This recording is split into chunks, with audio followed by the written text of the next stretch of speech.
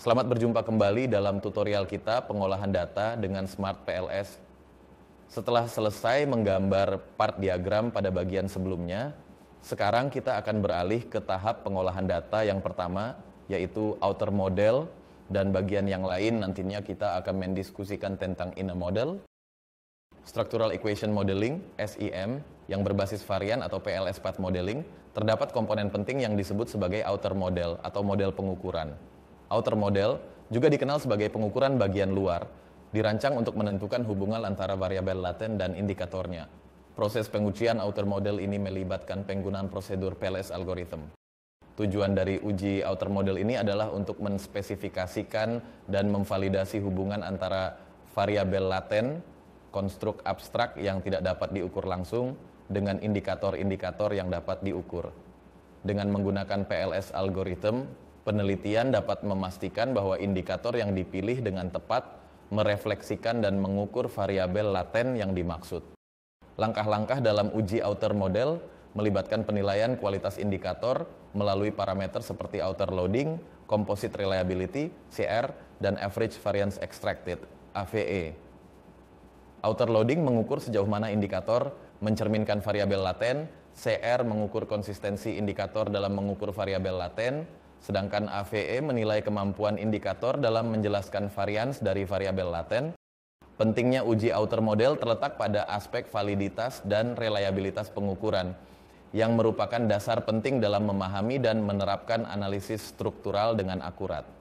Melalui proses ini, peneliti dapat memastikan bahwa model pengukuran yang digunakan memberikan hasil yang dapat diandalkan dan valid untuk mendukung analisis SEM yang lebih luas.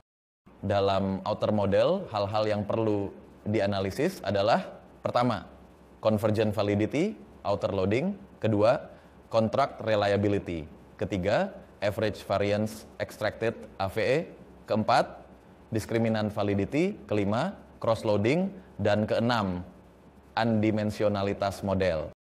Dalam melakukan pengukuran indikator atau outer model, sejumlah parameter penting perlu diperhatikan untuk memastikan keandalan dan validitas alat ukur yang digunakan. Pertama-tama, ketika penelitian sudah berkembang, nilai outer loading dari setiap indikator seharusnya melebihi 0,70. Sedangkan untuk penelitian yang masih dalam tahap perkembangan, kisaran nilai yang diterima adalah antara 0,50 hingga 0,60.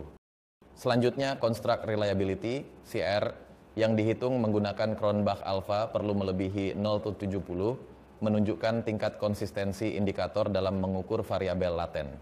Nilai average variance extracted, AVE, juga perlu lebih besar atau sama dengan 0,50, menandakan bahwa indikator mampu menjelaskan sebagian besar varians dari variabel laten.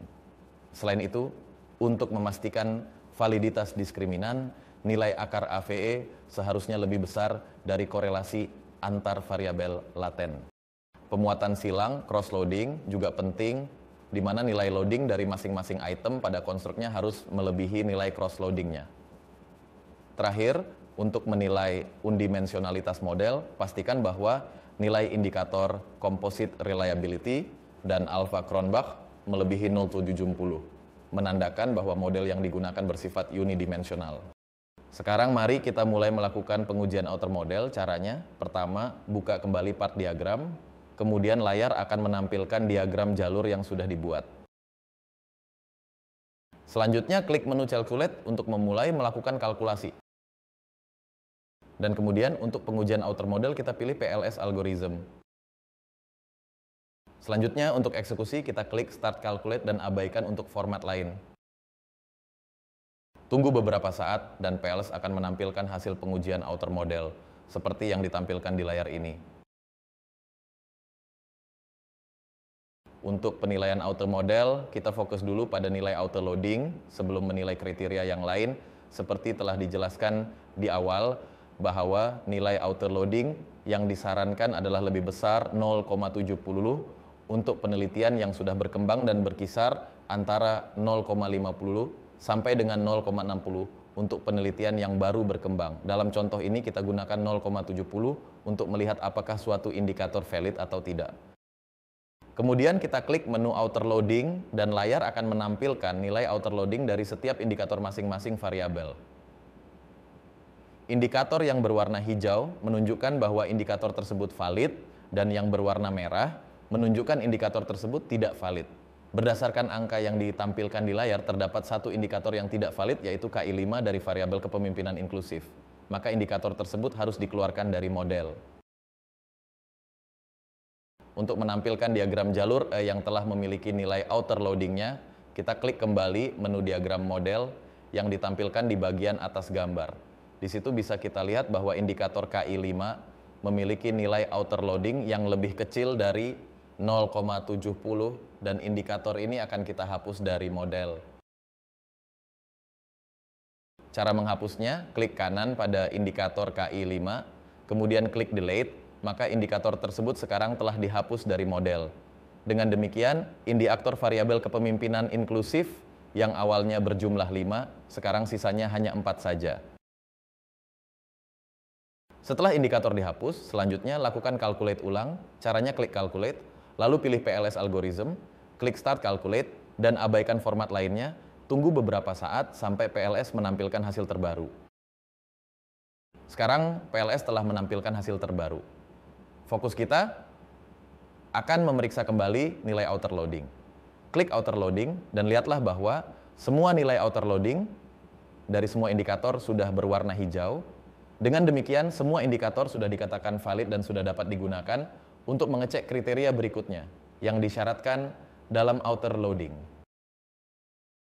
Untuk memudahkan penilaian secara offline, kita dapat juga menyimpan output dalam bentuk Excel. Caranya klik export to Excel. Kemudian simpan, dan sekarang kita sudah bisa memeriksa hasil di Excel tanpa harus membuka aplikasi Smart PLS. Ini juga dapat memudahkan kita dalam memodifikasi tabel untuk membuat laporan penelitian. Gambar diagram juga bisa kita ekspor ke Word ya untuk tujuan pembuatan laporan penelitian. Caranya klik kanan pada area gambar, kemudian klik export as image to file, simpan dengan nama outer model, dan sekarang gambarnya bisa kita copy paste ke Microsoft Word. Setelah semua nilai outer loading memiliki nilai convergent validity yang baik, maka langkah selanjutnya adalah menilai semua kriteria lainnya yang dipersyaratkan dalam analisis outer model.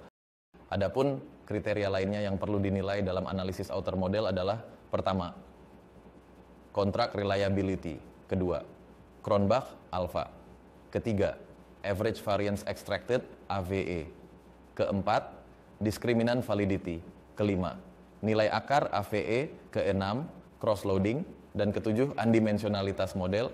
Berikutnya akan kita bahas satu persatu berdasarkan output yang sudah kita peroleh. Dari nilai yang ditampilkan di layar dapat kita lihat bahwa nilai Cronbach alpha, nilai ROA, nilai composite reliability, dan average variance extracted AVE semuanya berwarna hijau, artinya semua nilai ini sesuai dengan yang disyaratkan. Dengan demikian model ini memiliki reliabilitas dan validitas internal yang baik. Selanjutnya kita akan menilai discriminant validity.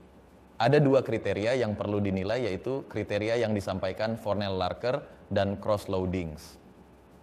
Untuk kriteria Fornell-Larker, nilai akar AVE setiap variabel laten harus lebih besar daripada nilai korelasi konstruk variabel laten lainnya. Discriminant validity bertujuan untuk menilai sejauh mana suatu konstruk laten benar-benar berbeda dari konstruk lainnya. Nilai discriminant yang tinggi menandakan bahwa konstruk tersebut unik dan mampu menjelaskan fenomena dengan baik.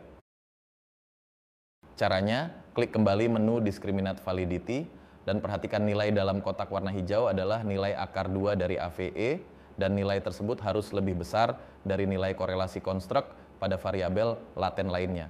Nilai tersebut adalah nilai yang berada di bawah nilai kotak hijau. Jika diperhatikan, terdapat satu nilai korelasi konstruk variabel laten kinerja pegawai yaitu 0,80 yang lebih besar dari nilai akar AVE. Cross-loading adalah metode tambahan untuk menguji discriminant validity dengan memeriksa nilai cross-loading. Jika nilai loading dari setiap item terhadap konstruknya lebih besar daripada nilai cross-loadingnya, hal tersebut menandakan bahwa model memiliki discriminant validity yang baik. Berdasarkan angka yang ditampilkan, dapat dilihat bahwa nilai cross-loading semua variabel, yaitu nilai dalam kotak warna hijau, memiliki nilai loading yang lebih tinggi dari nilai loading variabel lainnya, kecuali variabel kinerja pegawai yang ditampilkan dalam kotak merah terdapat dua indikator yang memiliki nilai cross-loading lebih rendah dari nilai loading variabel lainnya.